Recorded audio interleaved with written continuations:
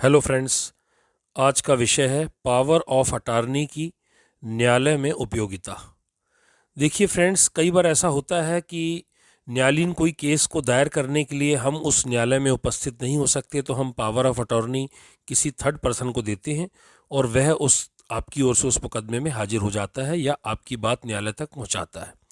इस power of attorney act के बारे में आज हम थोड़ा सी चर्चा करेंगे। देखने में तो ये एक छोटा सा एक्ट है, लेकिन अत्यंत महत्वपूर्ण एक्ट है और इसका उपयोग विगत कई वर्षों से न्यायालयों में होता आया है। पावर ऑफ अटॉर्नी मूलतः दो प्रकार की होती है, एक जनरल पावर ऑफ अटॉर्नी और एक special power of attorney. General power of attorney मुख्तियारनामा आम जिसे हम कहते हैं। जनरल पावर ऑफ अटॉर्नी हर प्रकार के अधिकार किसी व्यक्ति द्वारा दूसरे व्यक्ति को दे दिए जाते हैं। स्पेशल पावर ऑफ अटॉर्नी में किसी एक विशेष कार्य को करने का अधिकार एक व्यक्ति द्वारा दूसरे व्यक्ति को दे दिया जाता है। स्पेशल पावर ऑफ अटॉर्नी को मुख्तियारनामा खास कहकर भी बुलाते हैं। अब जनरल पावर ऑफ अटॉर्नी जो होती है अमूमन वो ज़्यादातर देखने में आया है कि बैंक या बड़ी कंपनीज जो है वो अपने ब्रांच मैनेजरों को या अपने अधिकारियों को जनरल पावर ऑफ अटॉर्नी देकर हिंदुस्तान में अलग अलग शहरों में जो है न्यायालयीन कार्य के लिए अपॉइंट कर देती है। अमूमन वो जनरल पावर ऑफ अटॉर्नी हर कार्य के लिए होती है। जैसे किसी बैंक द्वारा यदि किसी शाखा प्रबंधक को दी जाए तो हर प्रकार के कार्य, यानी वो ब्रांच में जितने भी होने वाले कार्य हैं, अकाउंट खोलने से लेकर लोगों को लोन वितरित करना, जमाने भर के जो भी कार्य हैं, जो एक प्रिंसिपल, जो एक ओनर कर सकता है, वो सारा कार्य एजेंट की हैसियत से पावर ऑफ अटॉर्नी होल्डर को दे देती हैं। General power of attorney holder की उपयोगिता मैंने देखी कि कई न्यायालयों में general power of attorney holder अर्थात बैंक के अधिकारी इस जनरल पावर ऑफ अटॉर्नी की दम पर न्यायालय में मुकदमे दायर करते हैं। ज़्यादातर मुकदमे चेक अनादरण के आते हैं और अन्य भी कई मुकदमे जो है बैंक द्वारा प्रस्तुत किए जाते हैं। लेकिन चेक अनादरण के मामलों में या डीआरटी संबंधी मामलों में जब कोई बैंक अधिकारी जनरल पावर ऑफ अटॉर्नी के बेस पर न्यायालय में कोई मुकदमा दायर करता है तो न्यायालय को इस बात का सूक्ष्मता से अध्ययन कर लेना चाहिए कि जो जनरल पावर ऑफ अटॉर्नी देकर कोई भी व्यक्ति परिवादी की हैसियत से या वादी की हैसियत से न्यायालय में आया है, उसके पास न्यायालय में जनरल पावर ऑफ अटॉर्नी की असल प्रति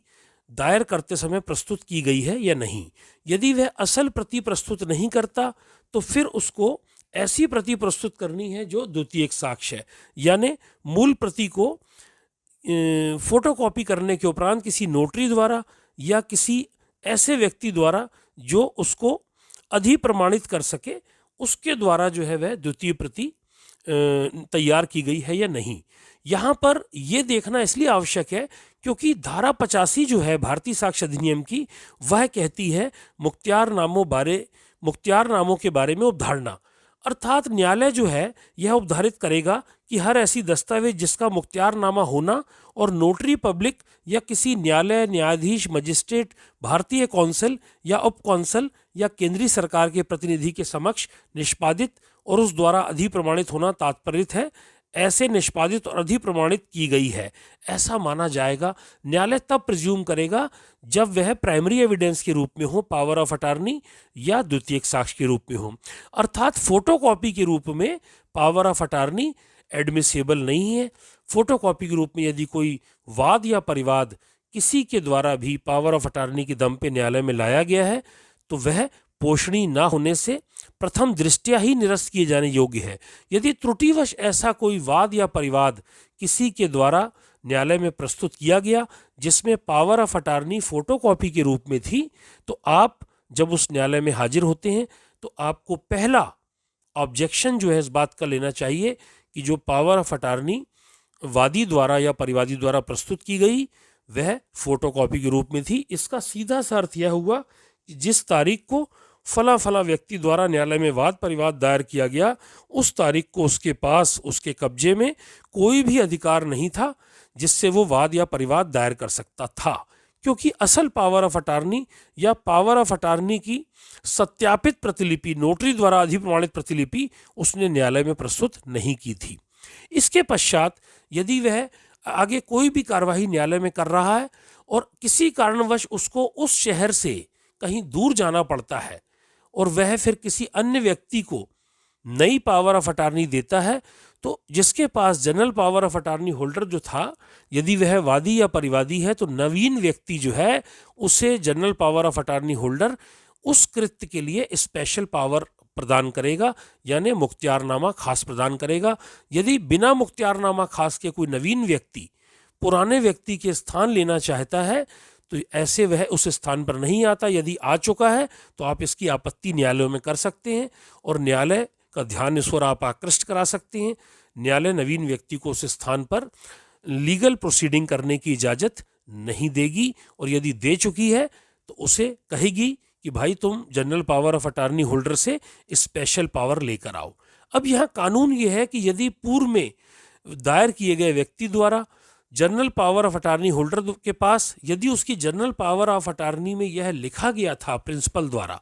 कि यह एजेंट वक्त पड़ने पर जिस कार्य में भी इसको कानूनी रूप से उपयोग करेगा, और किसी विशेष मुकदमे में यदि ये चाहेगा तो भविष्य में किसी अन्य व्यक्ति को, नवीन व्यक्ति को स्पेशल पावर ऑफ अटार्नी दे सकेगा, इसी कंडीशन में वह स्पेशल पावर दे पाएगा। अन्यथा general power of attorney holder किसी नए व्यक्ति को अपनी जगह ना तो रिप्लेस कर पाएगा, ना ही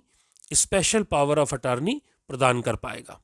अब जिसको जनरल पावर ऑफ अटार्नी दी गई है, समझ लीजिए उदाहरण के तौर पे कोई बैंक है, बैंक का मुख्यालय है, उसने अपने शाखा प्रबंधक को जनरल पावर ऑफ अटार्नी दी है,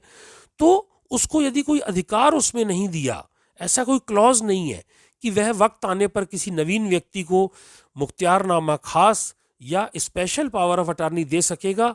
तो वह जनरल पावर ऑफ अटार्नी इस कृत्य को नहीं कर पाएगा। वरन